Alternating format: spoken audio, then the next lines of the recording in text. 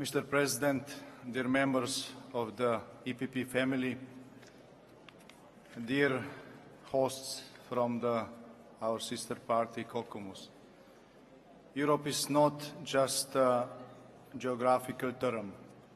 Europe means civilization. It was forged through millenniums of known history, shaped by bad and good times, flourishing, dying under the thirst of invaders and totalitarian concepts, emerging again from ashes of broken empires and ideologies. European nations have developed their own cultures and national identities. During the last millennium, however, this has happened within a framework of common civilization. On the basis of 10 Commandments and Enlightenment, the fundamental values emerge as a core of our civilization. Freedom, justice, human dignity, rule of law, among the most important.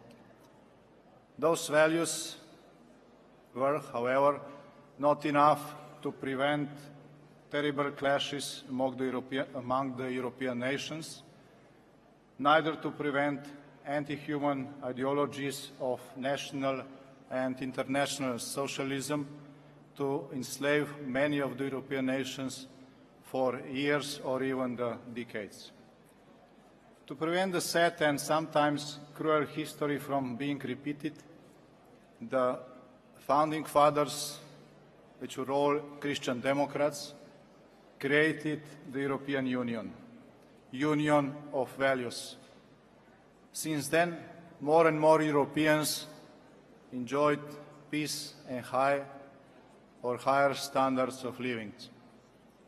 This success story created a strong tool of soft power, which helped the military might of the free world to dismantle the Red Evil Empire and to make European unification possible. Where there isn't and will never be one uniform European national culture, the European civilization has been existing for centuries. And history teaches us that every civilization is permanently challenged from the inside as well as outside, and that moments come when its very foundation is endangered and has to be defended. Dear friends, right now we live partially in such a moment.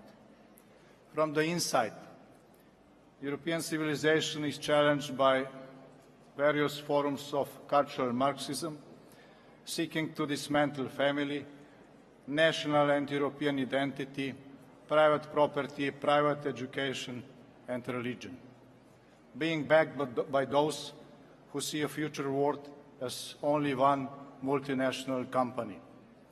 Together they advocate that we have to abandon a house built on the rock of our values and build a new one on the sand, probably in the desert where history ends. From the outside, we face a huge and increasing demographic pressure on aging Europe, being used also as a political weapon by radical Islam. The combination of both threats presents the most serious danger for European civilization since the collapse of the Soviet Union. And defending the basic foundations of the European civilization is the most crucial task for the European People's Party, a political force which actually established the Union. If the EPP will not defend it, somebody else will. And most probably they will fail, because aside from the EPP, nobody in Europe is currently strong enough to lead this defense of our civilization, our way of life. There are also global and indeed regional challenges ahead, which are too big even for the largest European nations, and this is another reason for the existence and defense of the Union. It is obvious that European nations have to fulfill the commitment to increase our responsibilities in NATO, and that European Union has to organize effective common European hard power, including non-NATO members, to be able to defend our external borders and to help stabilize our neighborhood. No development aid and no humanitarian projects are going to succeed until we are able first to protect those who we want to help. We are a big family, EPP, we are a big family of more than 50 parties, and we compromise, as we saw before when we voted on the resolutions on many issues. But defending the very foundation of our civilization is an urgent and noble goal where we have to be really united. Being People's Party, our duty is to fight for Europe, whole, strong and free, and provide Europeans with security, opportunity and foreseeable future.